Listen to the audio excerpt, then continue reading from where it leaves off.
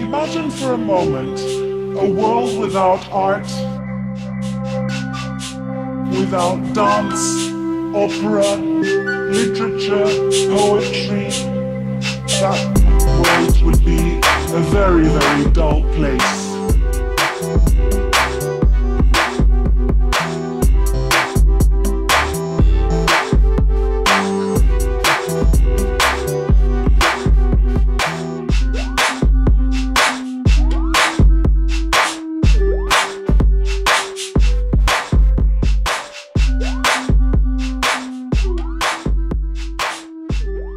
Today on the show, we have voice actor Carey Means, most notable for being the voice of Frylock on the Adult Swim TV show Aqua Teen Hunger Force.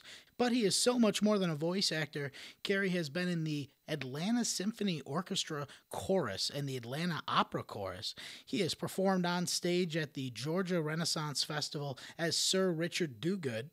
Carey is also a classically trained Shakespearean actor who hails originally from St. Louis, Missouri. He has performed with the Theater of the Stars in such productions as South Pacific and with the Actors Express in A Wonderful Town. And we are live. Carey Means, the OG of Adult Swim himself. Thanks for coming around. No, don't say that. I'm not the OG of Adult Swim. Come on, man. You know that's George Love. That's Space Ghost. He's the OG of Adult Swim. Yeah, man. Don't disrespect your papa like that. I'm just a little G. I'm an LG. But before we went ahead and get into Adult Swim, I definitely want to talk about a little bit of your background here. So I did not know that you had such a background in singing in orchestras. That was something that I found super surprising. I'd love to hear a little bit about that. Yeah, I started singing in choirs and things of that nature when I was in high school, man. My mother actually wanted me to join the church choir when they dropped. You know what I mean? When my voice changed. Before that, I sounded like my sister. So, you know, I was a baby boy of 7 siblings. You know, growing up in a big house in St. Louis, Missouri, my hometown, and most of my family, all my siblings, you know, they were all in the choir. You know what I'm saying? Right. Don't get me wrong. I went to church. My mother made sure that everybody went to church. You try to act like you can't find your shoe or something like that. You'll be going with no shoes. You know what I'm saying? but you're gonna go to church. Right. So anyway, once my voice finally did change, and it started sounding like it sounds now, my mother was like, "Oh boy, you got a beautiful voice, son. You need to go on and get in that choir." I was like, "Nah, ma." I was thinking to myself, you know, the choir's for nerds. That's for squares. I'm cool. I don't want to be in no church choir. So I never did join. But once I got to high school, and I started enrolling in classes in choir, I started taking choir. You know, singing in the bass section. Right. So I was that all through college and everything like that, man. So you know, got the acting bug in college. You know, so did that on a dare. Somebody came to my dorm room and was like, "Hey, look for somebody to play a homosexual in this play." You know what I'm saying? This is like 1985. You know what I'm saying? And everybody's like, "I don't want to play no faggot." You know what I'm saying? I don't know if I can say that on your program, but you know, that's what the general consensus was. Everybody's all macho and everything, except for the ones who actually really are that way. Maybe they didn't feel they could act. But anyway, so I went down to audition for the role. And I ended up getting the role of protagonist instead, you know, the heavy of the play. You know what I'm saying? I was like, which play was antagonist? That? I can't remember which one. Protagonist is the positive person. The antagonist is the villain, right? Yeah, right. Yeah, antagonist is the bad guy. The bad guy in the production because, you know, I just wowed the director. So then I started doing plays in school, man. And, you know, I actually initially started off as a music major. And I changed my major, changed to a music minor with a major in commercial art because I was always had a pen or pencil in my hand drawing. Could always sketch, draw, and stuff like that. It runs in the family, apparently. I found out not too long ago that my father used to draw. Oh, really? And my older brother and cousins. You know, so it's just all in the Means blood, I suppose. The artistic quality, and I guess that, and the fact that I just had to do something involving being on stage in some way, shape, or form. You know what I'm saying? Whether it's singing in the choir or doing plays or Bugs Bunny cartoons and stuff like that. You know what I'm saying? I got a pet rabbit. His name is Bugs. He loves carrots. He gets into an awful lot of mischief. You know what I'm saying? And I grew up on those Warner Brothers cartoons, man. And then when I found out this one guy was doing all these voices, I was like, what the what?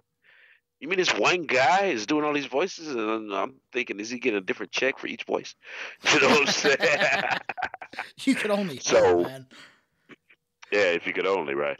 So, so let me ask you: when you were in college, is that when you first started getting involved in Shakespeare? Because they have you as a classically trained Shakespearean actor. Not college per se. College, it was we didn't do much Shakespeare in college. It was an HBCU, you know what I'm saying, historically black university. Okay. Lincoln U, that's where I went, and we focused on weird plays. You know what I'm saying? But usually your English professors are the play directors in college. You know what I'm saying? So whatever they were into, that's what we did. We did some weird stuff in college. It was college. You know what I'm saying? No Shakespeare though, but I didn't start to Shakespeare until I came home to St. Louis back in the early 90s, like 90, 91. Mm-hmm. Once I graduated, I got with a theater troupe in St. Louis called Excalibur Productions Limited, under the tutelage of Daryl Maximilian Robinson. If you're still out there, Daryl Maximilian Robinson, you know who you are. You know what I'm talking about. I don't know if he's still alive or not, but back then, he was a great mentor and a good theatrical training coach for Shakespeare. All things Shakespeare. He was the walking embodiment of it. So he taught me a lot. Got a hold of complete works and just started memorizing monologues from different characters and different productions. Mm-hmm. Came here to Atlanta, started doing the Ren Fair here back in '95, and I was walking around and Sir Richard Dewgood, the most chivalrous man in all the land. And damsel in distress, slaying the dragon, which was a little stuffed animal who was rainbow colored, which I called Crab, from one of Shakespeare's plays. But, true thespian. That's thespian. All of you out there with the dirty minds who think I mean something else. No, thespian is an actor. What's so funny to me about the new Harley Quinn, other than the fact that it's like rated R, yeah, you know what I'm saying, yeah, the curse and stuff in it. I wonder how many kids have seen like the first few episodes and their parents didn't realize what they were watching until they heard some cursing on it. Man, probably sat them down on the TV and went, okay, watch your little show. I'm going, they say stuff like ass and how they say mother, they say all this stuff wrong. Man, I was thinking about the guy who does the Clayface, because he's a real ham actor. You know what I'm saying? So it's like my mentor in St. Louis, Daryl Maximilian Robinson, he was like that in real life. He was like, Kenny, we're going to rehearse now, and he always talked like that. He was really over the top type character. So when I started doing the Ren Fair here, I based my character on him. Mm-hmm. You know what I'm saying? So I just walked around doing him all day. Boisterous, loud, not disrespectful to anybody, because he's supposed to be the most chivalrous man in all the land. So he's saving the fair damsel in distress and eating a turkey leg while he's doing it. If you've ever been to a Ren Fair, you know what goes on there. It's a weird place to go. Oh, lots of mead. Back into the ancient times. Plus, my day was kind of broken up. We had a stage adaptation of Shakespeare's Othello, which was played for laughs. The same guy who played Desdemona played Iago in a wig. So, it was fun stuff. And, I was a street character, so I walk around and, just interact with the guests. Yeah, and whatnot. Yeah, a lot of improv in that. Somebody might slip me a $5 to get the kissing wenches to come kiss him. Buy me a tall ale at the pub, lad. Yes. And sing at the pub.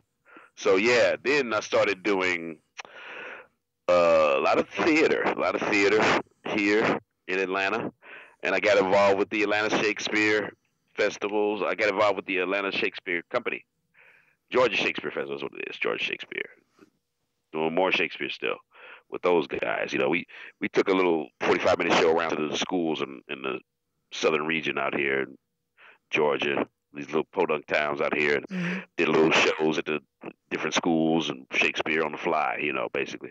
Then I got involved with the Atlanta Opera Chorus and the Atlanta Symphony Orchestra Choruses, respectively, sang in the bass section of both of those. That was fun stuff. The Atlanta Opera paid, but the Atlanta Symphony Orchestra, they didn't pay, which was weird.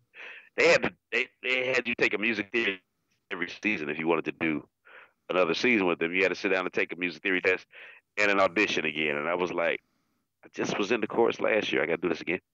You know what I'm saying? So it was really weird. And they didn't pay. That was a downer for me. Yeah. But the Atlanta Opera was fun, and they paid. So it was pretty cool. I did about 4 shows with them. It was fun.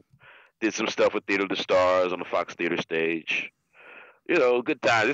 We talking 90s. We talking way before Oh, yeah. I started doing voices. Well, let me ask the you. first voiceovers I ever did was for Blockbuster Video. Now, how was that for some ancient history? Wow, well, you're talking like the commercials back in the day. Radio. It was some spots for the radio. Why is Frosty so cool? Because he shops at Blockbuster Video. Why is Rudolph's nose so red? Because he shops at Blockbuster Video. He got to go to Blockbuster. You know what I'm saying? And here we are, so many years later. There's no more Blockbusters. That's crazy. Ain't it? That's wild, you know. Yeah, And, it was weird. I was actually just passing through one of the smallest towns in Illinois that I think I could imagine, and they still had a family video. And I just had to stop in just for the nostalgia value. I'm like, really? This is still around? This is still a thing? Yeah, I guess so. You know, you got guys who are they miss it so much they make their base into the Blockbusters. Did you see this shit? A couple of guys converting their man caves into Blockbuster videos. Oh yeah. I saw the video on YouTube. The guy like does like a tour of his basement, and I mean, man, I haven't seen a VHS player in years. I don't even think I could imagine trying to collect VHS tapes. That's just ridiculous. I worked at the Blockbuster for a hot minute for like a month and a half. Really? I did. I worked at the Blockbuster here in Atlanta. I sure did. I surely did. That's before I started working in the market research game. I was the guy who used to call your house and go, "Hey, Jerry, what do you think of your cable provider? We just have this hour-long cable survey. Everyone is just going to ask you in the future, do you think you'd be able to fast forward, rewind, and pause live TV? What do you think? Most likely, somewhat likely, not at all likely." That was a dream gig for me because it wasn't telemarketing. Yeah. You know what I'm saying? And I got paid by the hour. And I could break off and do the theater and the plays and the operas and stuff like that without getting fired. You know what I'm saying? Right. He kept it super flexible for you. Cool little job, man. I worked there for about 7 years, you know. And then I got Aqua Teen, you know. Matter of fact, I auditioned in the break room of that job. Really? I was getting on the break room phone. It was a conference call with Matt Malero and Dave Willis, the co-creators of the show. And there was the script for Rabbi. Back in the day, kids, there was this thing called fax machines. Something would come over the airwaves and the phone lines, and it would sound like really annoying and go, wee, oh, wee, and give you all this digitized information. Printed out at your convenience. Words. Zeros and ones would turn into words, and you would read those words. And so I'm in the break room, my day job, at Booth Research. I can say a name now because they're defunct. Now they're no longer there. And if they are, so what? They wouldn't give me my unemployment. I worked for that company for 7 years, damn it. They couldn't get no unemployment. Georgia's a messed up state for unemployment, I tell you, man. It's an interesting state for a lot of things. That's part of the reason why I don't get residuals from Aqua Teen is because I live in the state of Georgia. But that's another story. Really? So anyway, yeah. I'll get to that later. But I mean, I'm not mad at Adult Swim. Don't get me wrong. I would love to work with those guys again. I just went to the Ball Smashers season 2 screening. Okay. At a theater down here on Ponce. Sorry, guys, I can't remember the name of the theater. In fact, it was the same one that Aqua Teen premiered at. Majestic. That's what it is, Majestic Theater. Well, that's because Adult Swim is based out of Atlanta, correct? That's like where their home base is? That's where the original home base is. Okay. But I think they might have a big one in L.A. now. Or a big one in New York now. Adult Swim has been kind of dismantled a little bit over the years. You know, it used to be a lot more prevalent and just here, Right. and now it's like they got New York offices, they got L.A. offices, they got an Adult Swim Latin America. And Really? I've done VO for Adult Swim Latin America. Oh, absolutely, certainly have. I didn't think I it mean, was. yeah, I didn't think they would have departmentalized it as much as it is. But I mean, Adult Swim has it's just Australia now, grown. dude. It's in Yeah, the UK now. yeah, it's just grown exponentially. If I was getting residuals for Aqua Teen, because they still air it, Yeah. you know what I'm saying? That would be pretty sweet. But alas, alack, I do not. It's like they put this contract in front of you, man, and they say sign this, man. You're gonna be in a cartoon. Cool. I don't need no entertainment lawyer. Look at this. I know what I'm doing. Let's sign this thing. Get this show rolling. Get paid. Well, I mean, But who and knew? I definitely didn't know that it was gonna A, last as long as it did, or B, see, there's another thing to consider too with that show. There were no commercials. There yeah, were no commercial breaks. Each episode was like 12 minutes long. So they got away with not having any sponsors. Ergo, ipso facto, no sponsors, no royalties, no residual on the get back. Now, we do have a cast member that's in SAG. Dana Snyder got into SAG since he moved to LA. Now, I don't know if he's getting them. He might be. But I'm not in SAG, and I ain't got $5,000-6,000 laying around where I can just go, here you go, SAG, right, make me a right. member, and I'll pay my dues every month or bi-monthly or annually, whatever it is. I ain't rolling like that. Well, I mean, You and know what I'm and saying? back when Adult Swim was just getting going. I'm sorry, say it again. Well, I was saying, just when like back when you would assign your contract when Adult Swim was just getting going. I mean, Cartoon Network was it was like the Hanna-Barbera rerun channel. You know what I mean? Like it really didn't have too much It was original literally programming. Boomerang. It was literally Boomerang Yeah, when it first aired. They had a few original shows, but not many. I mean, you had your Courage the Cowardly Dog, you had your Powerpuff, and you had your Space Ghost, which is where Aqua Teen was fledgling from or hatched, depending on who you talk to.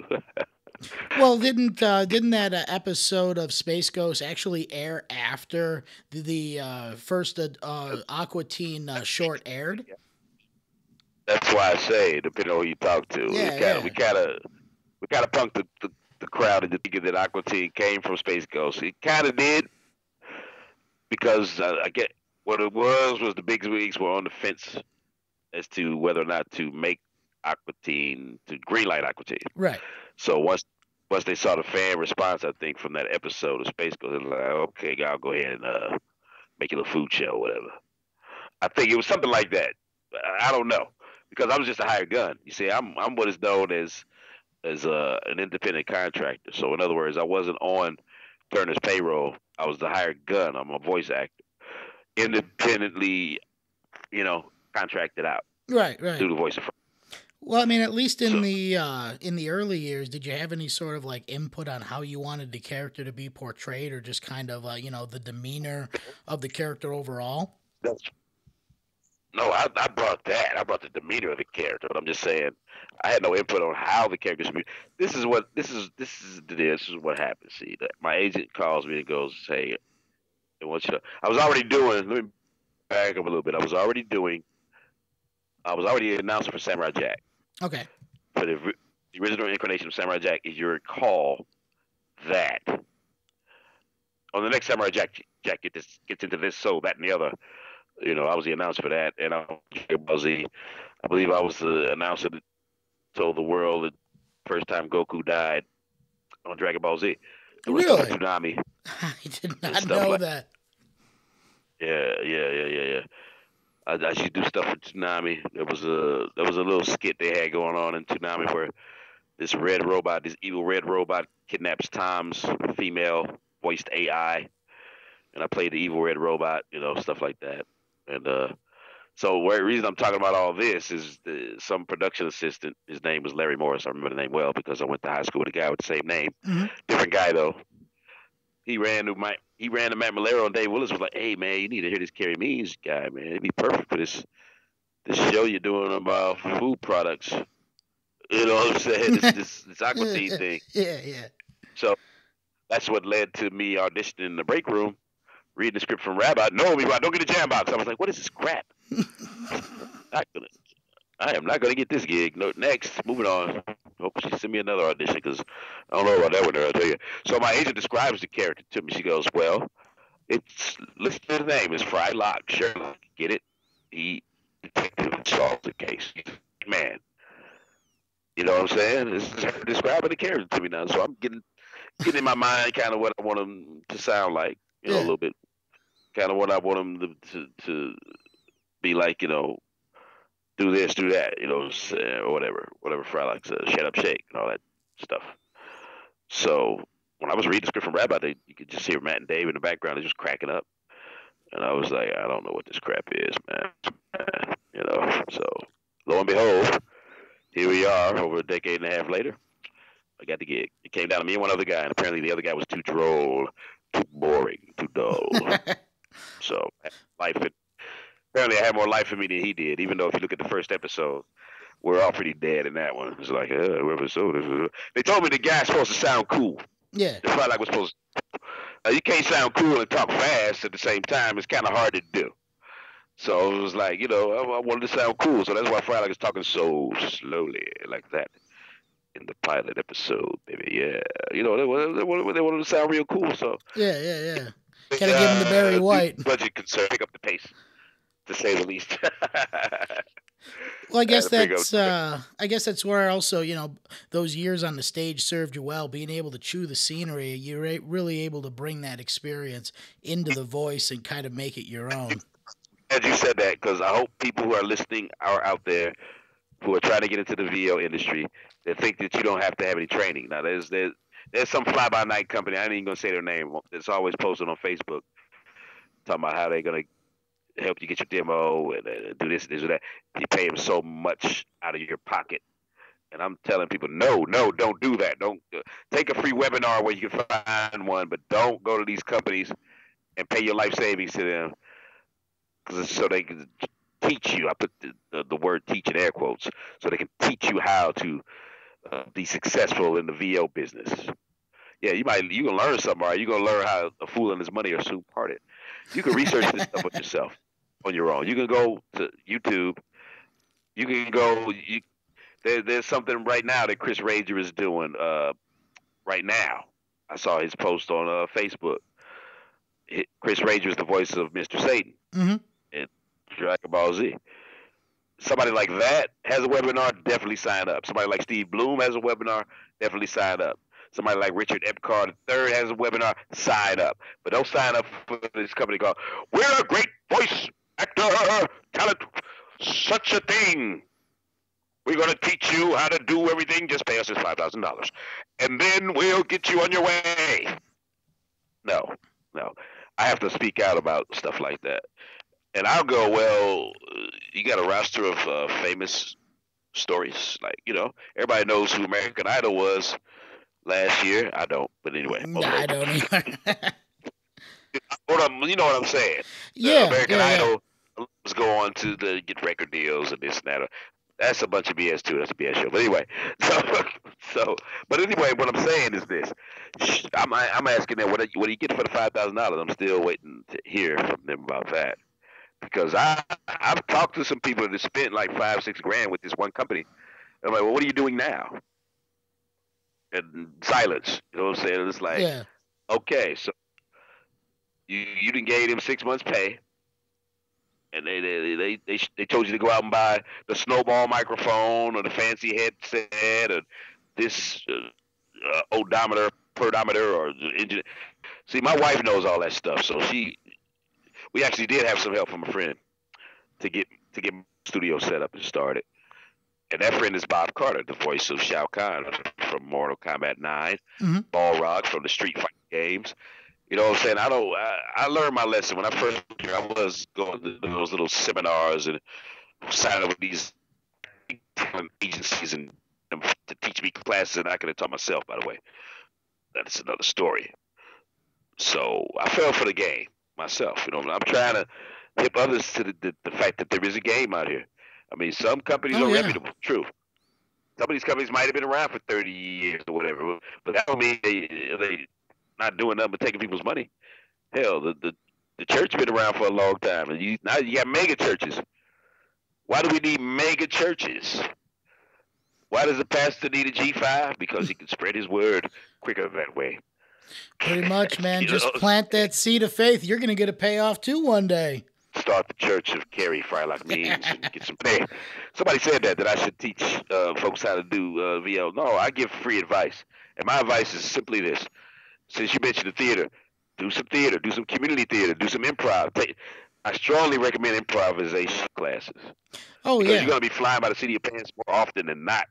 You're gonna get scripts thrown at you that you've never seen, and you ain't got time to rehearse or practice or memorize. They're gonna put you in that booth and go.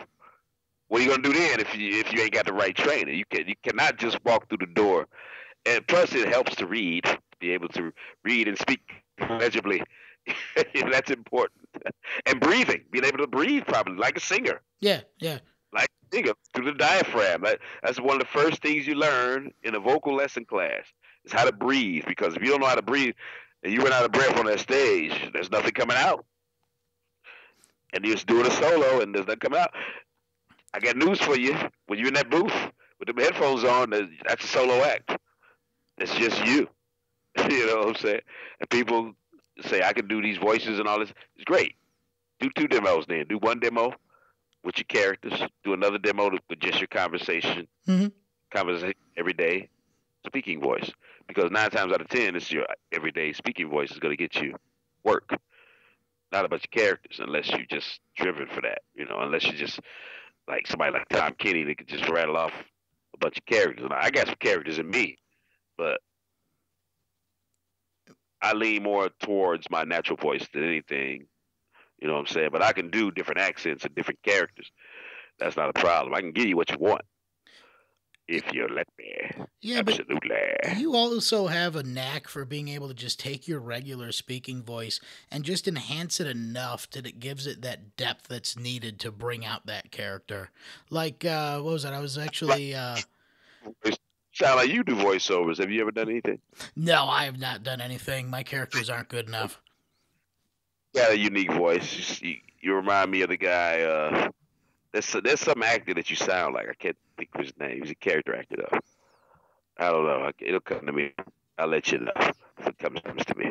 Yeah. But you got it's that raspiness in your voice that I've heard VO that sound like you. You know what I'm saying? If I make any sense. Yeah. I've heard guys doing VO, your type of voice. Your type of voice is sometimes sought after in the VO industry. So you got a good voice, kid.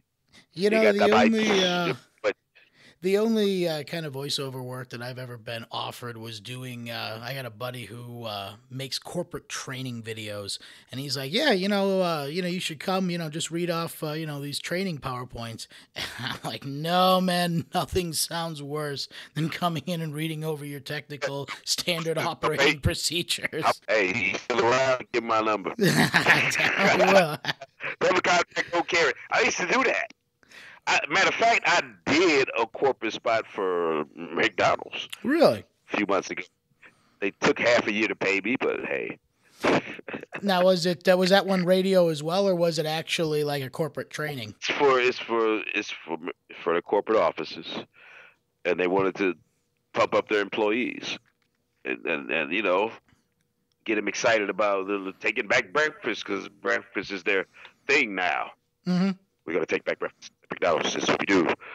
I think they got JB Smooth doing those commercials for breakfast. McDonald's now. He's everywhere now. He's a damn plant in Harley Quinn. I think he's in Dr. Dolittle. I think he's a squirrel. Oh, he did the squirrel in Dr. Dolittle? In the Robert Downey Jr. and the new one. It just came out. Yeah, because you got a lot of VO going on in that movie, because all these animals are CGI'd. Right. They have to be voiced. I drive my wife crazy, because what I do when we watch stuff like that is I try to figure out who's doing what voice without looking at the credits. Mm-hmm. I'm like, oh, that's Robert De Niro. Oh, man, you know who that is? Guess who that is? She'd be like, no, I don't care. Can I watch the movie? I'm like, oh, that's Jamie Foxx. Oh, that's Martin Short. Oh, that's blah, blah, blah. But, yeah. But the one guy who gets me, who's pretty good at kind of tweaking his voice a little bit to change it up, is McConaughey. He's good at changing his cadence up a little bit, where you can hardly tell sometimes. I don't know. When I watched Kupo and the Two Strings, I didn't realize he was the damn father figure Beatle. Really? Yeah, that's McConaughey. I didn't know he was in that one.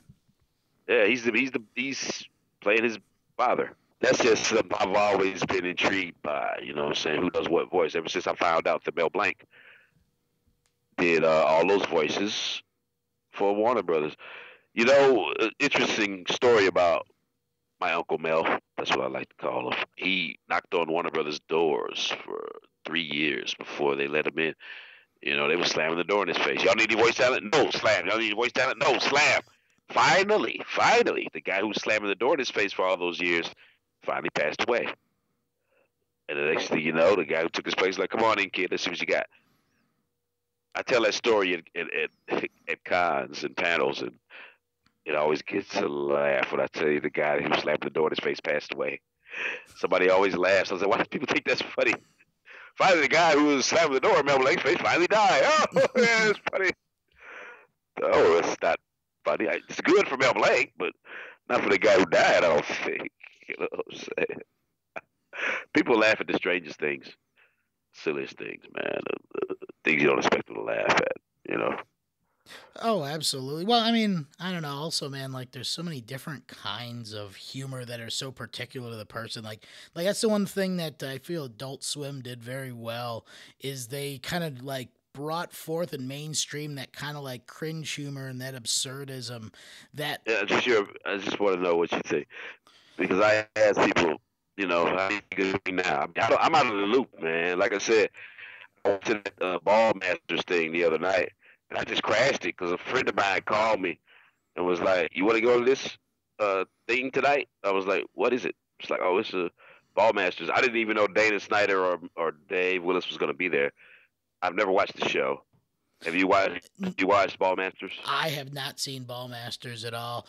I mean, a lot of adults. Anime parody from Super Jail. Oh, is the it guy from was like doing Super Jail? Okay, so the same animating team as Super Jail? Hater. Say I can't remember his name. He was there too, and that's his baby. That's his show, Ball Masters, and Dana's playing a ball with a mohawk with no body. All right, that sounds about right. Dave Willis is also a character in it. I didn't even know that Dave was in it. I knew Dana was in it because I've been seeing ads on social media, right. Instagram, or whatever, and I had never really sat and watched an episode of it, According to my wife, I have Cartoon Network now because it's very hard to get Cartoon Network, especially when you used to work for them. Cable and all that, paying all those bills, man, you know what I'm saying? Yeah, honestly, I haven't had cable in, a number of years. I don't know, I usually will catch stuff, usually on the repeat. I don't know, the one thing I will say that, that they've always done well, Adult Swim, is that just their incorporation of music into their programming, into their skits, their promos. A lot of bands they feature are, phenomenal. So usually when I'm, even just on like their YouTube channel, like that's normally what I end up watching as opposed to, whatever shows they're putting out these days. Oh, I actually have a YouTube channel myself. Oh, yeah? Sure do. You need to plug that real quick.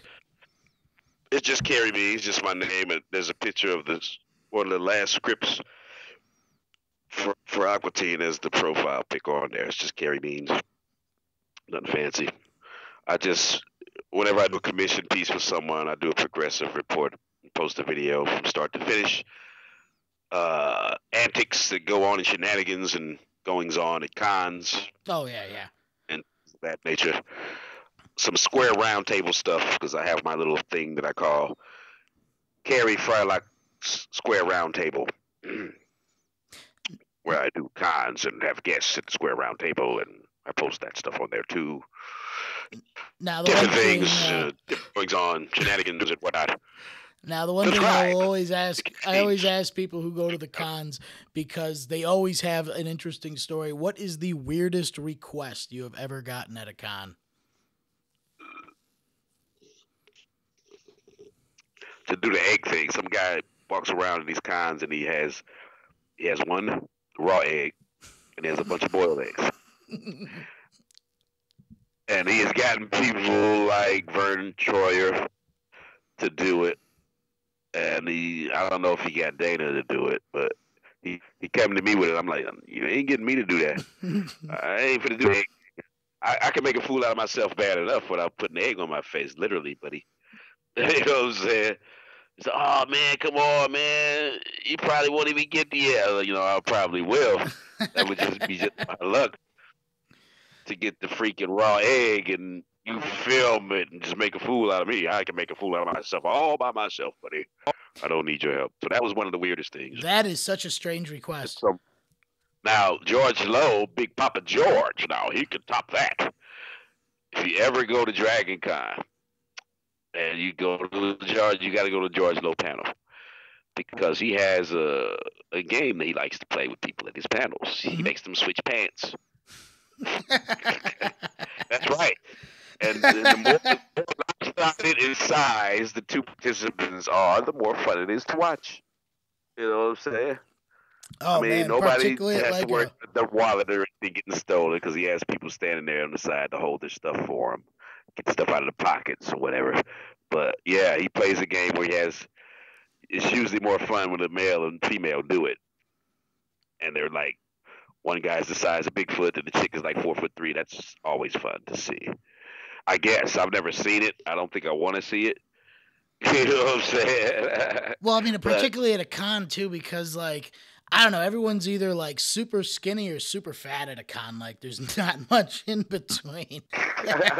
I've seen a few questionably shaped Harleys in my day. Let me put it to you that way.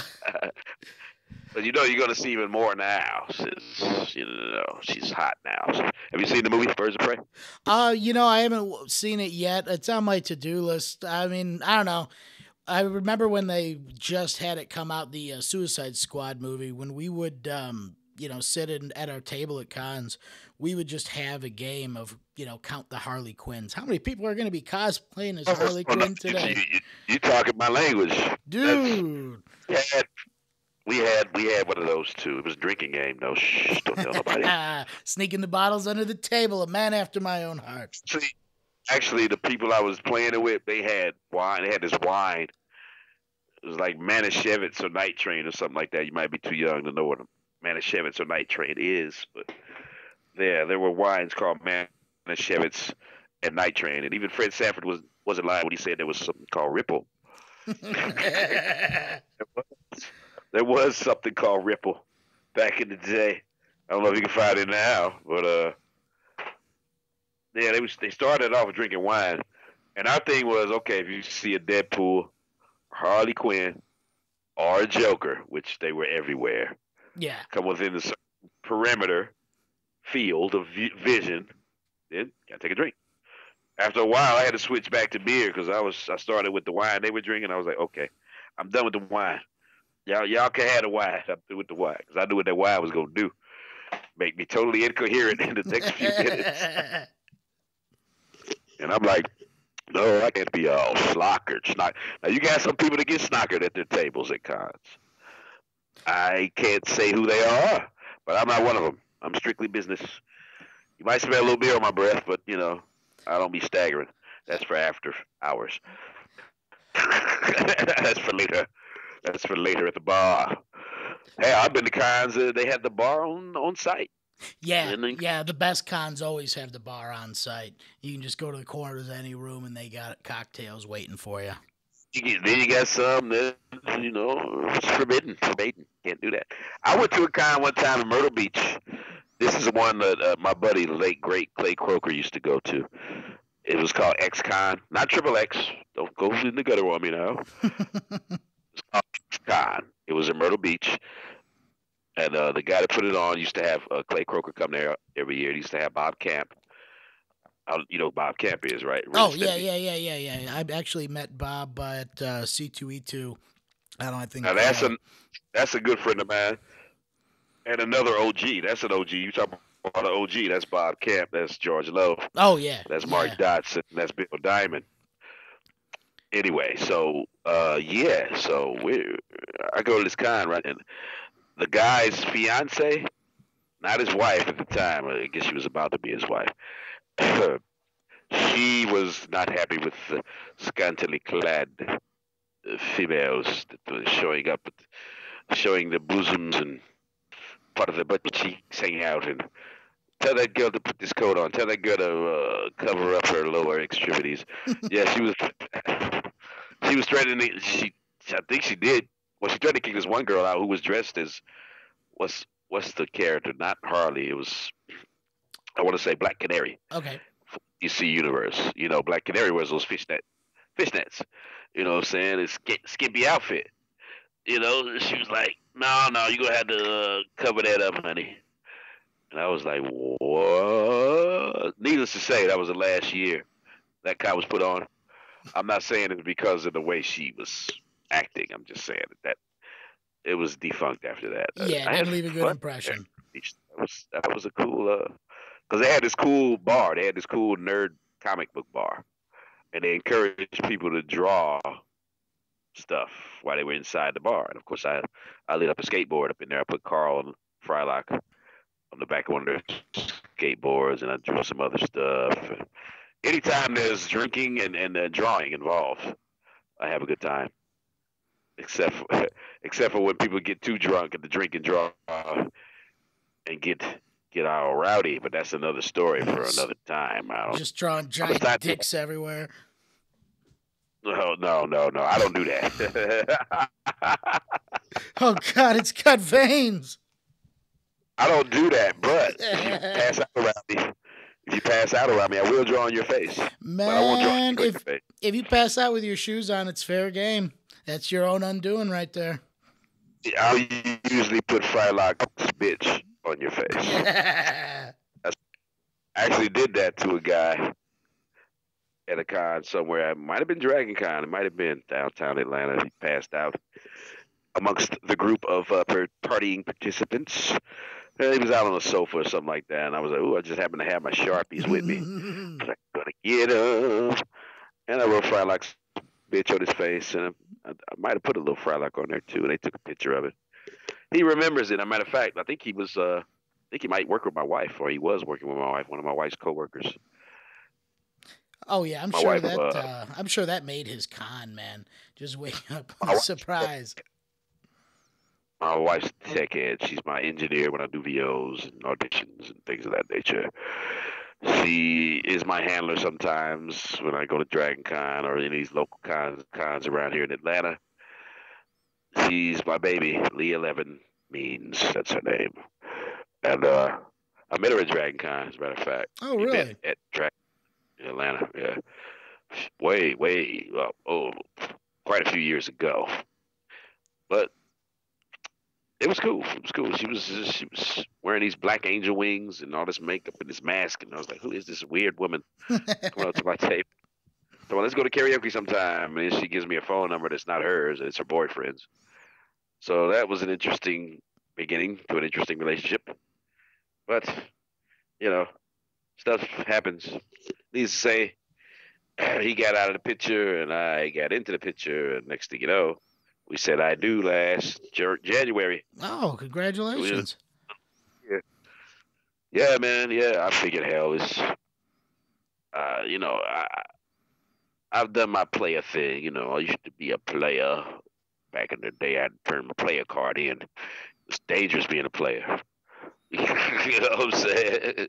It's dangerous, man, Yeah, and I don't know, there's something about meeting a girl at a con to where you can just have so much in common right off the bat. A lot of the same, passions and inspirations growing up. A lot of the same characters that meant something to you, you can have in common. Right. Except for politics. That's where me and my wife differ. Politics. We do not agree on that, but everything else is fine. She's off working out at the gym with her father, my father-in-law. So that's why I try to set these interviews up on Mondays or Tuesdays, because I might need her help. She helped me set it up on my phone before she left so I wasn't out hanging in the breeze when you called because I was like, oh, I didn't even know I had to put that in and type that in and type this in. Like I said, she's my tech head. Everybody needs a tech head in their lives. You know what I'm saying? Yeah, absolutely. You might be the tech head in his life. I don't know what your situation is. So, Jimmy, how long have you been doing this show? So this is actually going to be my 7th episode. In Illinois. Correct. Right outside of snowy Chicago. You should do a review with my friend, First Jason, Ari Lehman. Are they up in the Chicago area? Yeah, look him up, friend him. Also, Master Daniel Pisana has a dojo in Chicago. You know who Daniel Pisana is? No, I'm unfamiliar. Master Daniel Pisana. Look, Pesina. Daniel, first name. He is the guy who was all the ninjas in the first Mortal Kombat game, and Johnny Cage as well. Really? Oh, man, I love that first Mortal Kombat movie. It's like the perfect level of cheese, you know? He was Scorpion in that.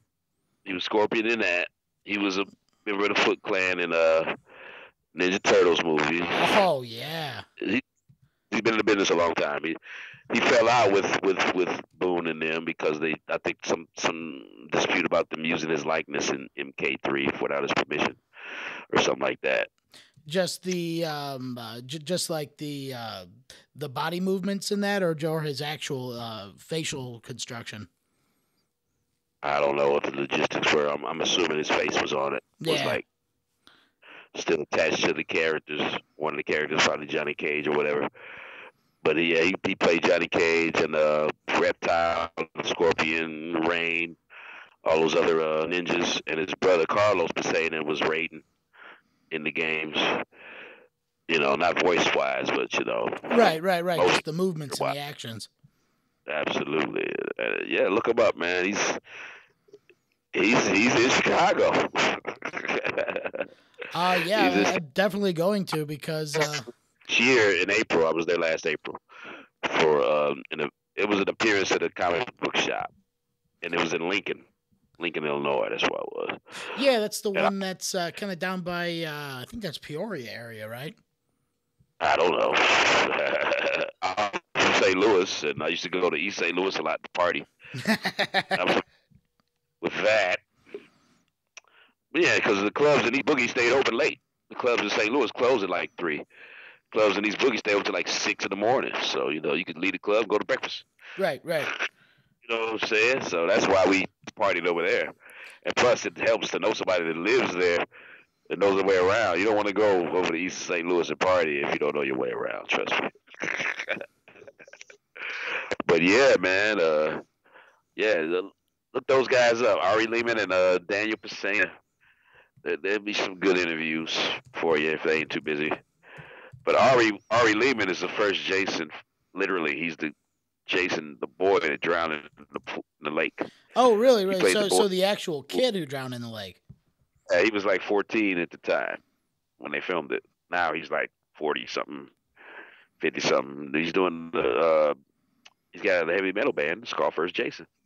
That sounds solid. In his posts on social media, he's got the handlebar mustache going, look like a pirate. He's got the Hogan. He's got the Captain Hook look going. Oh, he's actually got the curl going on it. Yeah, that. And he's got a band. It's called First Jason. And they release music and they go on tours. And they're based out of Chicago, based out of Chi-Town. They're right there. Absolutely.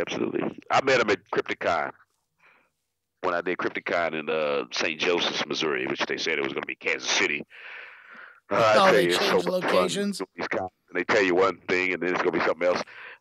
Crypticon is usually based in Kansas City, which I heard they moved back to Kansas City. But the time I went, I filled in for the Cup. He couldn't make it about a year and a half ago. And back in July, he had to do something else. So that was the first HorrorCon I ever did. And I had fun. it was a blast, man. It was a blast. Yeah. That's where I met the first Jason and his crew.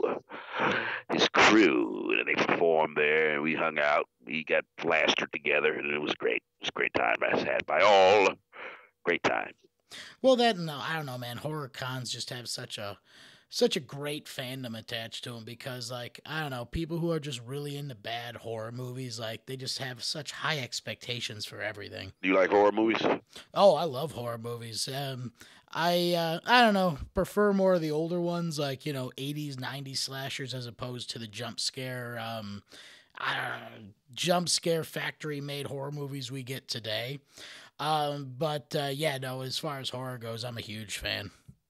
Yeah, me and my wife just watched one recently that was advertised as being all scary and so just, you got to see this. I'm trying to remember the name of it, but it was so disappointing. Oh my God. Was it the one with that doll? No, it wasn't that. It was the one where it was the one where his kid was supposed to be possessed. Okay. No, I haven't seen a possession one in a while. The last. That's what it was. Which one? The Ascent. Oh, yeah. No, I didn't see that. I don't know. It just looks like. You'll be pissed. I don't know. There's not like unique horror movies anymore. The ending is stupid. When a horror movie ends stupidly, it pisses me off. I hate a dumb ending to a horror movie. You know what I'm saying? The one where everybody gets killed. I don't like those. I like at least one survivor. Yeah. You know what I'm saying? Somebody got to live to tell the tale, right? You're going to kill everybody off there. That's the last good horror movie I watched. It came out last month. It actually has Nicolas Cage of all people. It's called A Color Out of Space. Colorado Space? Color Out of Space. Nicolas Cage, I think Tommy Chong is on there. It's like it's a love. One I saw he did was that one Maria or Mandy. Mandy, yeah. Dude, that movie was metal. Mandy was crazy as hell. I liked it though. It was cool. And demon possessed animatronic characters. He's a janitor.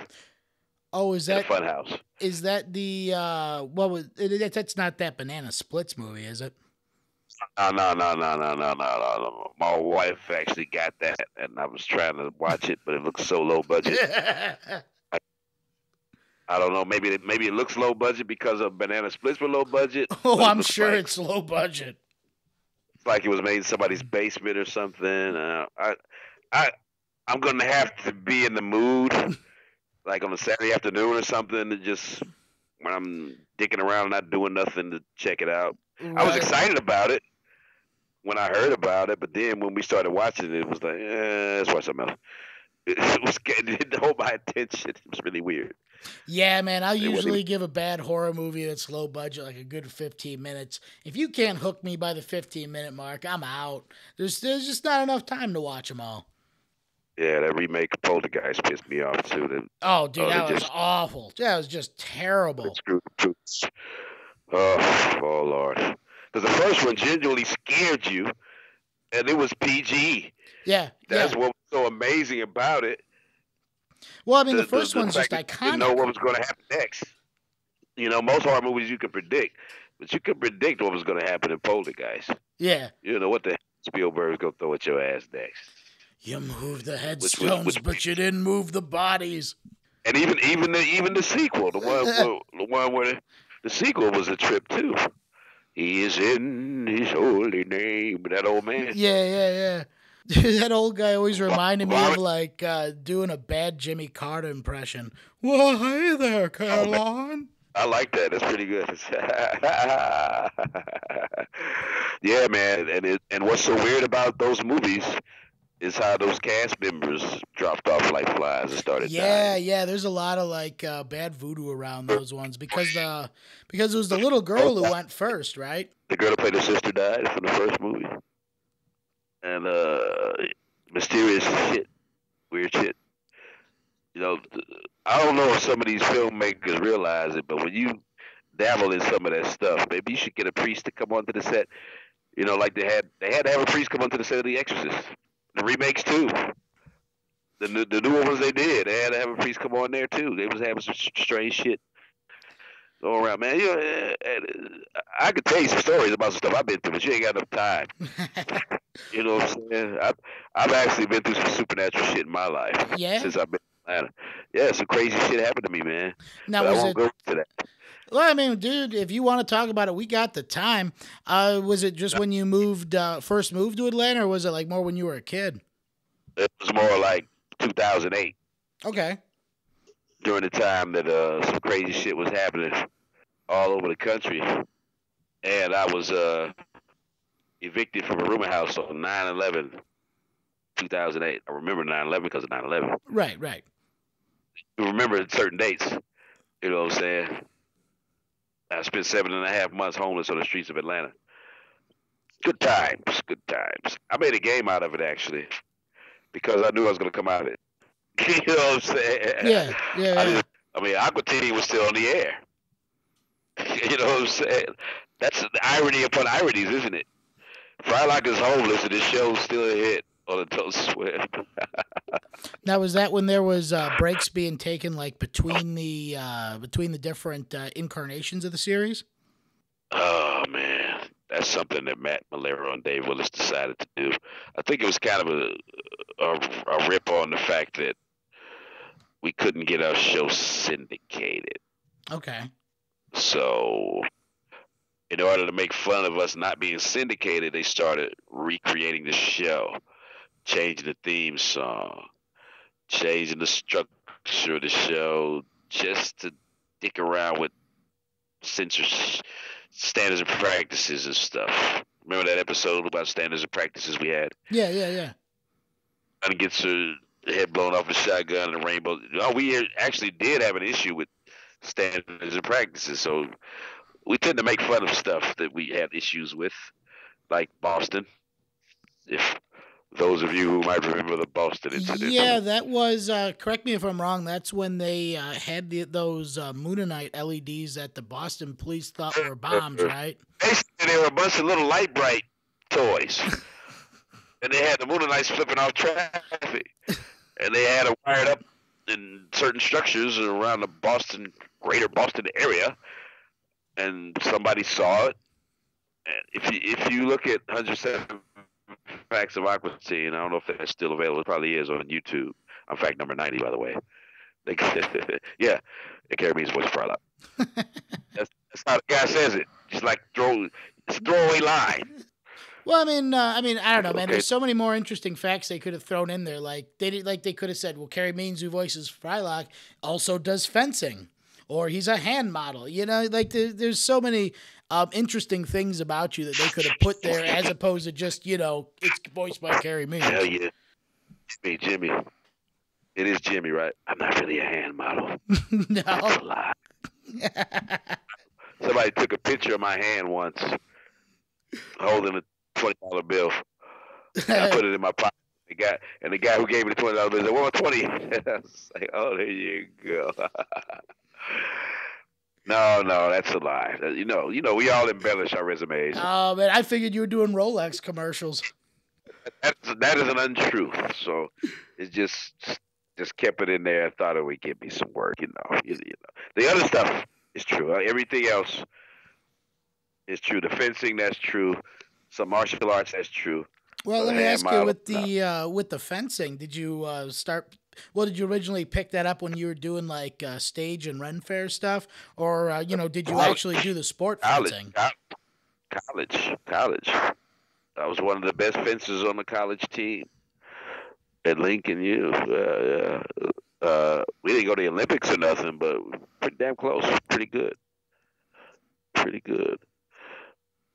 Being an Asian guy, I felt like I was doing something when I was almost as good as this Asian guy who was, excuse me. We actually fought to a draw. Me and the other guy did, the Asian fellow. I can't remember his name. That was so many years ago. Too many beers ago. That's what I like to say when I can't remember something. Do you know how many beers ago that was? I'm supposed to remember that. Well, I guess that, Yeah. well, I guess all that fencing really did come in handy, like, when you were doing the Ren Fair and the stage work. Did you ever, work with, like, doing fight choreography? Yeah, I was trained for it, but I don't think it ever came to that. It never came to me having to do it, but I knew how to do it. Yeah. You know what I'm saying? I was trained for fight choreography because of the fencing, but no, they wanted me to come back and do the Ren Fair again in the fall, but stuff they were asking of my character seemed to go against what I thought my characters would represent, like being punked by another character. I was like, hey, my character ain't gonna stand for that. No, not at all, man. He's Richard Dogood. Sir Richard Dogood, the most famous man on land. Yeah, they wanted me to do some old silly thing where some guy just punks me out in front of a whole audience, and I'm like, okay, I think I'm just gonna go home. They moved locations on me, and I couldn't get out there transportation-wise, so I started putting the Red Fair after that. But that was back in the 90s. I did a softcore hentai once. Really? Yeah, it's called A Very Private Lesson. I played 2 characters, but I'm only credited for 1 in the credits. This was back in the mid to late 90s, 95, somewhere between 95 and 97. I want to say like around 97 when I first started doing VOs. And my agent calls me in. She said, yeah, they want you to do this English dub for this Japanese anime. I was like, cool, this is it. I'm going to start doing English dubs for Japanese anime. Excellent. Then you saw the role was Tentacle Monster? I played the nerdiest kid in school who has doll fetish. And the coolest kid in school gets beat up outside the school by some bullies. And it's called A Very Private Lesson. And they misspelled my name. They called me Casey Man or something like that. And I know how these things can happen. Because for a long time on my IMDb page, I don't know if you ever go on IMDb and look up people. It's a page where you look up celebrities and stuff. Yeah. On my for the longest time, my IMDb page had me listed as Dick Means. Dick Means. My girlfriend at the time, she was my girlfriend. Now she's my wife. She was going, this is ridiculous. Why would they say that? What? I was like, no, honey, just calm down. All they have to do is put the word B-I-G in front of it. Big Dick Means. I gotta fix this. Fix it right here. Oh, she was all hot. She was hot and bothered about it. I was like, well, I found out why that is. Because some of these companies just, Adult Swim included, they have interns. They just tell them to come in here and type what you see on the screen because we got to put this information in. So what they did was they saw the credits for Dickisode from Aqua Teen. You ever seen that episode? Wongburger. I still don't know how we got away with it. Even okay, they had a clean version. It's a rocket ship of dicks. They had a clean version for rainbow pixelated. The dicks that were around the Minions necks. His Minions had they were they had the little sage hats on, and they had like necklaces for dicks. But the rainbow pixelated the dicks, and there was a pile of dicks, and Shake ate Carl's dick. But anyway, so what was I talking about? Dicks. Yeah, we were talking about dicks, primarily rocket ships made out of them. Strongburger is a dick, though. If you look at it carefully, his feet are balls. He's got a raging boner wrapped around his hips, and his head's the tips. His arms are pubic hairs. So even in the pixelated version, Wongburger still looks the same. Yeah, it's amazing how, particularly in those early years, you guys were able to sneak so much stuff past the censors. Was it just because it was, airing so late, they just kind of gave you guys more of a pass? Actually, during the later years, towards the end of the show, certain words that were bleeped in the beginning were not bleeped near the end. You know what I'm saying? Like, you might not hear Shake say shit in the beginning, you might bleep it. But you will hear somebody say it towards the later seasons. You know what I'm saying? If that makes any sense. Yeah. It got a little this after a while. But if you remember the video game, I don't know if you ever saw it or played it for PS2. Oh, I Zombie did. Ninja. So the video game ratings board wanted to give that game, Zombie Ninja Pro Am, a rated A for adult rating. And I was like, wow. I was like, is there a hot coffee hidden code in this game or something like GTA? Yeah. What was did they give you a reason why? Because I mean, there's no like. I found this out from somebody I knew that worked at a pawn shop, and they told me this. I was like, they wanted the ratings board wanted to give that game an A rating. I was like, I don't know. I guess because we came from Adult Swim, and they thought there was going to be some raunchy shit to get. Maybe there's a hot coffee hidden screen where Carl doing Dusty Gazangas. I don't know. I could get past Carl on the golf course, the very first boss. I couldn't get past that level, so I signed it and gave it away to some kid. Hey, kid, you want a video game? Here you go. Take that with you. And I'm in it. You know what I'm saying? Oh, man. It's like, whenever I would do something like that, the video game or the movie, I would knock it out so quick my agent would get mad at me. She was like, can you stretch it out for like another day or something so you get paid more? I was like, I don't know. I just read what they told me to read and I finished it. What do you want? Yeah. You should be getting me more gigs. I'm knocking them out of the park. So now don't get me started on agents, okay? Don't get me started. I have become my own agent. My wife's my agent now, for God's sake. No, I'm still with the Burns Agency. Rona Burns, I love you. The Burns Agency, based in Winston-Salem, North Carolina. She's semi-retired, basically. But, you know, she got me the gig. She got me the audition for Frylock, man. There's loyalty there. I can't take nobody to the like that. Well, that and recently you were. Did you see any of the Welcome to the Wayne episodes? Yeah, actually, that's exactly what I was going to bring up. Yeah. You recently did Welcome to Wayne. That just ended last year, correct? Man, look. If you look that up on IMDb, it doesn't have a date when it ended. It just says 2016 dash. That's what it says. I'm serious. Okay, so are they were they looking at maybe bringing it back after some time? Somewhere too. Nick is airing it overseas, just like Adult Swim is airing Aqua Teen overseas. Mm-hmm. And I've actually got that show. I've gotten residual checks from some pretty nice ones too. So that was a SAG gig, even though I'm not in SAG.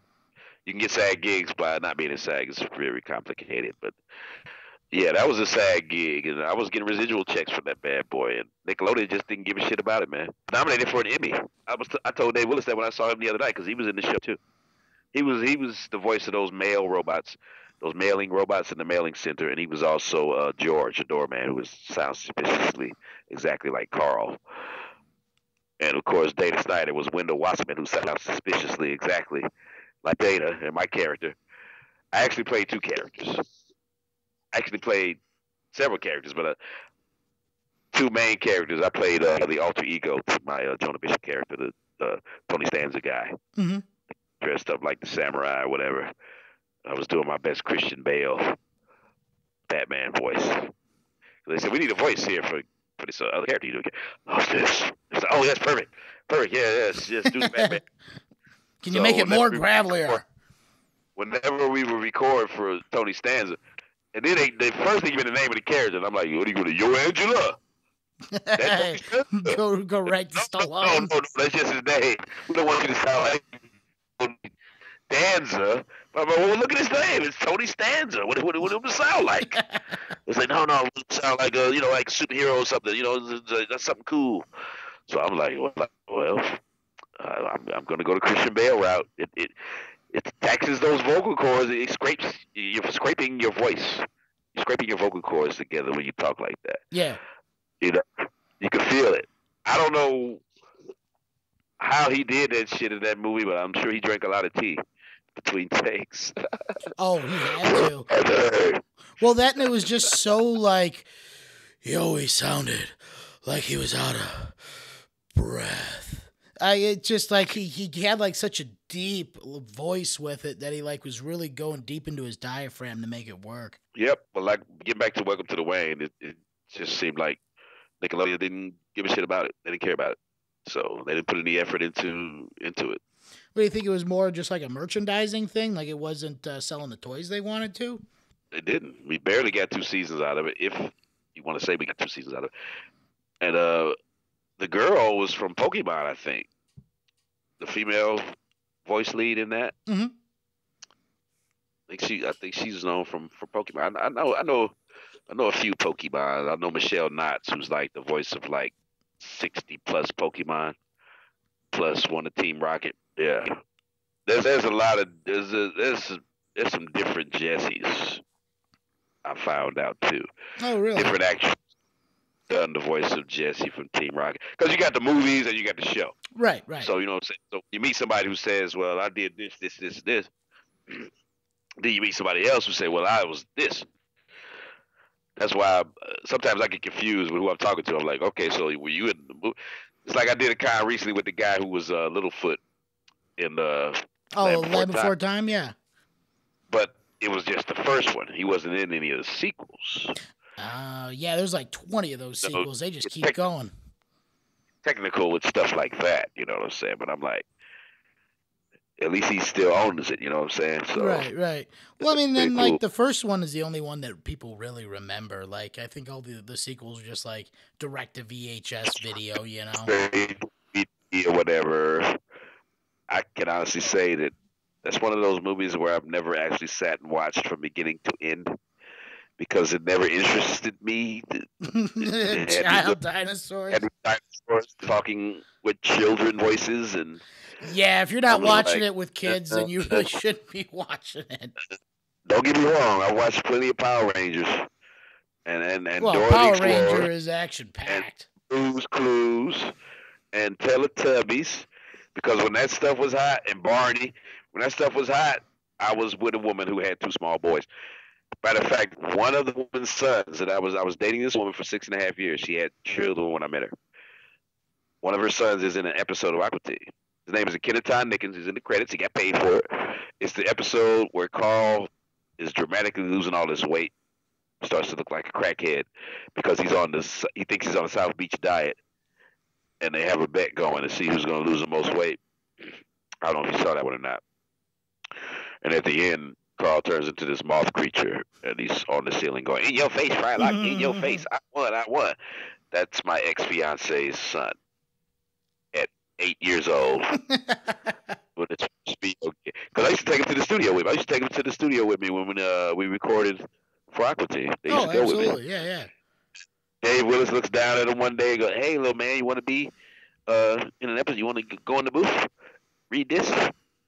So he did. And I said, "Well, boy, now you're a professional voice talent. You got paid. Well, once you get paid for anything you do, you're a professional. You know that, right, Jimmy?" Right. Just ask any lady of the evening. That's hard work. I mean, once you get paid, I had to tell this cosplay chick that one time, because she was sitting next to me at a con one time. I was like, "You see the side of the table you're sitting on, right? You're signing autographs, right? You're making money, right? You're a professional." She didn't consider herself a professional. I was like, no, sweetie. Once you get on this side of the table, you are a professional. You're not just some cosplay chick. Yep. Hell, they got professional handlers now. Yeah. I wish they had one when I was when I did my first con, 2006, in San Diego. Well, it's just, I don't know, I find it amazing how cosplay has become such a driving force of the entire con scene. I mean, I get the fact that, making costumes is fun. People love to make their own props, be creative. It's phenomenal. But like when you actually have, people developing modeling careers specifically off of them doing cosplay and characters, like it's amazing. One's name is Princess Christiana, and the other's name is Santana Maynard. Santana, I'm sure you've seen. She's got dressed as a Sonic or a Detective Pikachu. She's real cute. Yeah. She's a cute girl or something. Yeah, those are the two that I can honestly say I know personally, and they're friends of mine. But I've met some that are just spot on. There's this one chick that I met a year or two ago who's spitting the image of the girl that played Harley in the movie. She's Margot like, she Robbie. gets mistaken for her all the time, and she's like, no, I have to tell him this. No, I'm not her. I was like, no, shit, lie, own that shit. No, yeah, that's me. What's up? What do you need? But yeah, she just literally looks that much like her. So yeah, man, some people can pull it off pretty good. Like I met this one guy, and the video is on YouTube, my YouTube channel. At the same time, I met the Harley Quinn chick at, and he was just, excuse me, he was walking around cosplaying as a Green Goblin, and doing a much better job than Willem Dafoe did. Not that Willem Dafoe is not a great actor, but was he going as the Willem Dafoe Green Goblin? You know, like the Power Ranger suit. Green Goblin stepped right out of the comic book Green Goblin. Okay, that's a much better Green Goblin. See, yeah, I don't. To this day, I don't understand why they covered his face up with that Mack truck mask. That pisses me off. Because if he's got a rubbery face already, right. All he do is slap some prosthetic or latex on his face if he's allergic to latex, and then just do the prosthetics and paint his face green with some chem-free paint.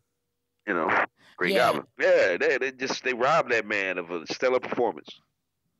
And then with the webs coming out of Peter Parker's wrists, and my cousin was really mad about that. I was just happy that Spider-Man was finally on the screen, because that's my favorite superhero. You know what I'm saying? I've been waiting years for them to put the damn movie up there, and they finally did. I was just happy to see it. He was like, "No, man, they shouldn't have had the web shooters coming out of his wrists. That's part of being Spider-Man. Him running out of webbing during a fight." I was like, "Well, you got a point there." Yeah. I mean, they just interpretation so much. Well, and I don't know. I think they just wanted to use it as a way not to write themselves into a corner on that one. But I don't know. There's something about those Tobey Maguire Spider-Mans, particularly the first two, that just ring true to the character of Peter Parker. Spider-Man alter ego, not so much. I feel like there's, Tom Holland and I think it was Andrew Garfield. Their Spider-Mans were better, but that Peter Parker was just spot on when Tobey Maguire did it. Holland grew on me. Holland had to grow on me a little bit when he popped in. Because I was really partial to Garfield. I thought Garfield pulled it off pretty good. I thought he did good, especially the Spider-Man. Now, like you said, Maguire might have had a little edge on him with the Peter Parker stuff. But see, Maguire's Peter Parker was a little too soft for me. Yeah. Well, and Tobey Maguire's Tobey Maguire's Spider-Man just didn't have any comic delivery. He wasn't able to deliver those zingers at all. That's right. Except for when he was in the wrestling ring with Macho Man. Yeah. That's the only joke you heard him throw. Boyfriend or whatever, something like that. But as far as the one-liners go, and Spidey zingers, Garfield's got that hands down. But they just need to let Holland cut loose with some one-liners, and he'll be the total package. You know what I'm saying? Give him some funny shit to say. Because that's part of being Spidey. You got to have them zingers, man. Now, see, I enjoy Holland's performance as Peter Parker, and Spider-Man, but honestly, Into the Spider-Verse was without a doubt the best Spider-Man movie that's probably come out this decade. Well, last decade. Just everything they hit was just so on point with the character. They just nailed Miles Morales. The whole thing just had heart and style in a way that just isn't done in animation these days. That's the same team that did the Emoji Movie. Really? Absolutely. It's a little tidbit for you. Man, talk about turning it around real quick.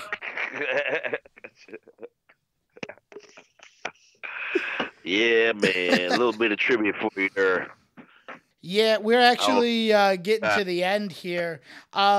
Before we do hop off, though, just wanted to, you're going to be at the Atlanta Sci-Fi Fantasy Expo March 14th and 15th, correct?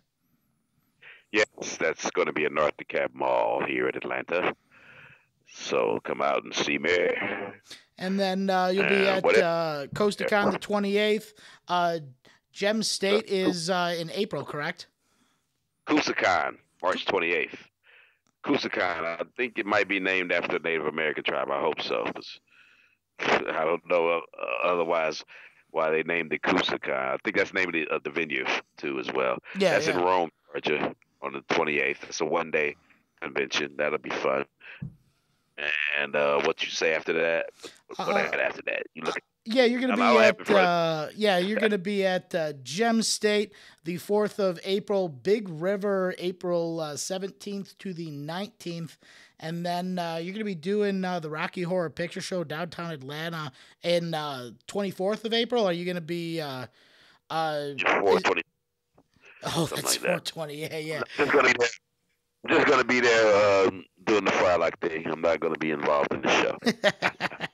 Well, just make sure you bring a super soaker and some bread. You'll have a great time. Hey, they got a bar at that theater now, so I'm good. Oh. They got a bar. Oh yeah. Yeah, that's the theater where they had the All Masters thing in the Aqua Teen movie premiere, the Majestic Theater down there on Ponce de Leon in Midtown Atlanta, which is right down the street from the famous Claremont Lounge where Blondie crushes beer cans with her boobies. Blondie's pushing 80, folks. And but go in there to Claremont Lounge. No lie. Steve Harvey had a variety show that lasted a hot minute, long time ago.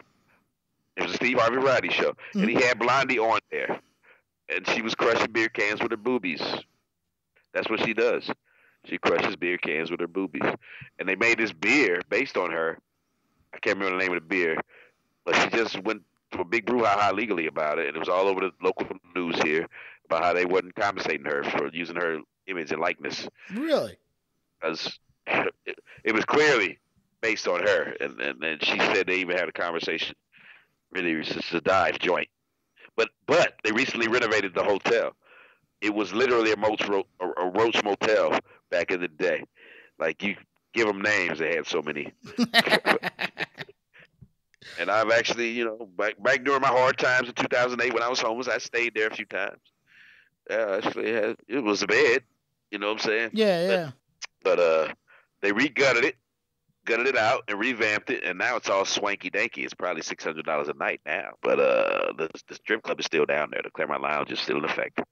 So if you're ever in Atlanta, come look me up, and I'll take you down to the Claremont Lounge and we hang out.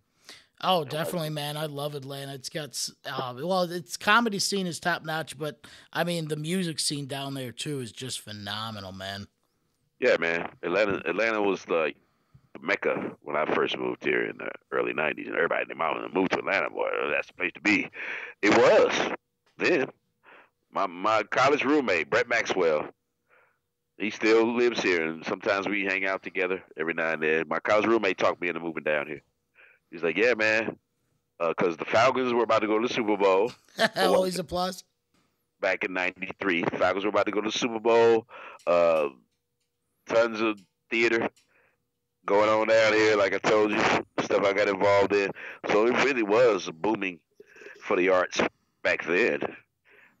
Not that it isn't now, because, Tyler Perry got his studio here now. There used to be a military base. He's got like half the place. He's doing his thing. And I did meet somebody that works with Tyler Perry, but it's just weird, man.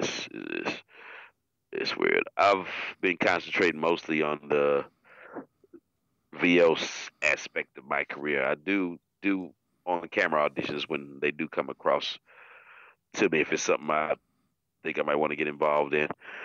Also, for some of your listeners out there who might want to get print from me, signed, Aqua Teen themed prints I have on my page, Carey Means, the voice of Frylock.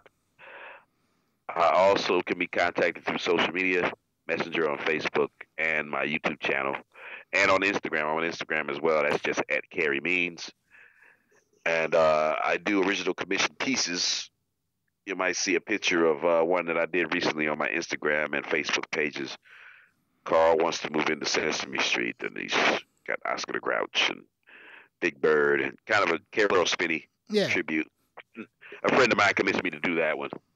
If it's something as intricate as that, the price will be over $200. But if it's just the Aqua Teens someone wants me to draw, and the Moon Knight or two and Carl, that'll be like start at $150. Yeah. So depending on how intricate you want the piece to be, that jacks up the price. You know what I'm saying? Like if you want the Aqua Teens taking a bath with your mother, that's gonna be a little more. Real quick story. I was in Denver doing Denver Comic Con, and this guy was walking. This is a long walkway up to the table. Me and Dan Snyder there together a couple of years ago, and he's walking up to the table. He's going, "My wife hates you," and I was like, "She's behind you, isn't she?" That's her walking up behind you, isn't it? She was like, "Yeah." He was like, "Yeah." Here she comes. And she comes up and says that her husband watches so much Aqua Teen that it's gotten to a point where it's gotten to her subconscious because she had a dream. She went to sleep, had a dream that she was in the Aqua Teen house with the Aqua Teens. And I was like, "We didn't hurt you, did we? What did we do to you?" She was like, no, you didn't hurt me or anything like that. It was just a crazy dream. I was like, wow, we're invading people's dreams. That's really interesting. Getting at him through the astral realm. When you close your eyes and think of fries, I'll be there. When you put your ketchup on your fries, I'll be there. I'll be there. Next time you drop them in the grease, think of Means. The voice of Frylock is in your dreams. Hey, I just made that up. Pretty good, huh? That's a good ending point as well. So, ladies and gentlemen, this has been Carey Means, the voice of Frylock. If you're going to be at any of these cons, definitely stop by his table. Also, reach out to him on social media if you're interested in any original art, any signed prints, and also, let me just throw this in here. Shipping is always free within the continental United States. Shipping is always free. And then didn't mean to cut you off. Oh, no. The only thing I was going to add is make sure right now, since you are listening to this on your phone, go to youtube.com and make sure that you go to Carey Means. Give him a like, give him a subscribe, like a couple of his videos, and follow him there for all his con hijinks, shenanigans, and adventures. Some of them, the audio might be a little jacked up because I had a poor cell phone at the time. Like that time I interviewed Robert in England. That's just a tease. That's a teaser. That's on there. Oh, man. Yeah, Robert's such a fun guy, too. I've met him at, I think we were at the Flashback weekend. And it's like, I don't know, but particularly with like these horror, icons, when you meet them, like just in person, they're never who you expect them to be. They're always such like gentle and like, I don't want to say timid, but, just kind people. No, what's surprising to me is the few Jasons that I've done cons with. I've done cons with a couple of Jasons. Not the number one guy. What's his name? Kane Hodder? Not Kane. He's like the only one I haven't met. But I've met, like I said, Ari Lehman. He was Jason. He qualifies. There's another one. I think his name is Mears because it's close to my last name. Yeah. He's very tall. He's bald. Yeah, he was the guy who did like Jason versus Freddy, right? Like Jason X, the newer one. Yeah. We sat right next to each other at Crypticon, and we had fun. It was cool. We had a good time. But he's one of those like soft-spoken, down-to-earth, cool breeze type dudes. A lot of wrestlers I hung out with. I'll tell you about that next time we talk. If we ever talk again. If we ever meet again, or some shit. Oh, like yeah. that. I'm sure we will. I'll have you back on the show. I don't know, definitely, yeah, go for it. What did you think of the new Hellboy movie?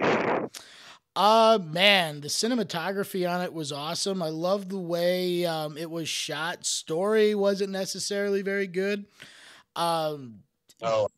Story sucked. Yeah. Because, to bring Broom back just to kill Broom again. Yeah. I hated that. Yeah, let's just make him go through the same act of the movie twice.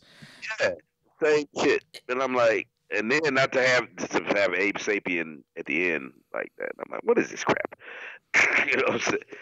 Not taking away from anything. The guy was okay, but yeah. Perlman's Hellboy.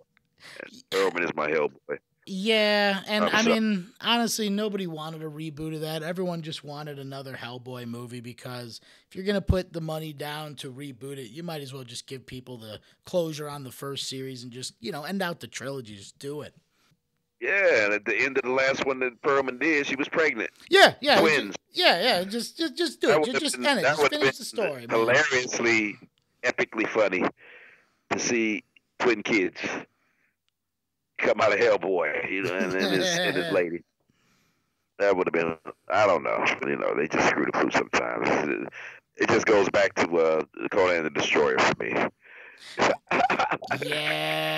Yeah. Well, have you been following the new Conan movie they want to do? There's a lot of rumors about King Conan, them bringing back the original writing directing team and Arnold. Why not? Might as well. They should do it before anybody drops off the face of the earth. I like the Momoa. Yeah, the Momoa version wasn't bad at all, man. Well, the choreography of the fight scenes was great, but once again, the story was just lacking in that one. Yeah, they could have came up with a better storyline. There's thousands of Conan storylines they could have went with other than that. Right. I don't know, man. There's just something about that first Conan. Like, James Earl Jones just makes that movie. Like, his performance is just like, And you need to have a villain that's like on par with that kind of charisma to make an impact, because that's the other thing, is that the villain in that was just so forgettable. Yeah. Anyway, well, good talking to you, sir. Yep, and let me know when you're gonna air this, or send me a link, or send me a copy of it, or whatever it is. You got my email? Yeah. I definitely got an email when you sent me over that stuff earlier, and then as soon as a link goes live, I will let you know, and then keep in touch with me. Let me know what cons, if you make it up through Illinois area. I'd love to have you around. Well, send me a link to any cons you hear about. Also, for you and any listeners out there who want me to appear at any of the venues or conventions in the area, it also helps tremendously if you request me specifically. Like, if you drop them an email and go, hey, it'd be really great if you could have Carey Means at your show. You know what I'm saying? The more people that request me, the more likely it would be that I get booked for something. You know what I mean? Yeah, absolutely. So that helps. Just saying. All right, man. Good talking to you, brother. We'll talk again, I'm assuming. Absolutely. It was great sharing this time with you, Carey. And remember, folks, not to beat a dead horse, but definitely to beat a dead horse. If you're on YouTube, go ahead, give him a like, a subscribe, follow him on Instagram, give his Facebook page a like, and don't forget to request some prints or original art. See you, folks. Peace. Love and fry grease. My name is Shakespeare, the mic ruler, the old schooler. You want a trick? I'll bring it to you. Frylock, and I'm all top, looking like a cop. Meanwhile, you're just talking out now. Meanwhile, make the money, see. Meanwhile, get the honey, she. Traveling in my car, living like a star. Ice on my fingers and my toes, and I'm a toys. Check it, yeah. Cause we are the Aqua Teens, make the homies say oh, and the girls wanna scream. Cause we are the Aqua Teens, make the homies say oh, and the girls wanna scream. Aqua Teen Hunger Force, #1 in the hood, G.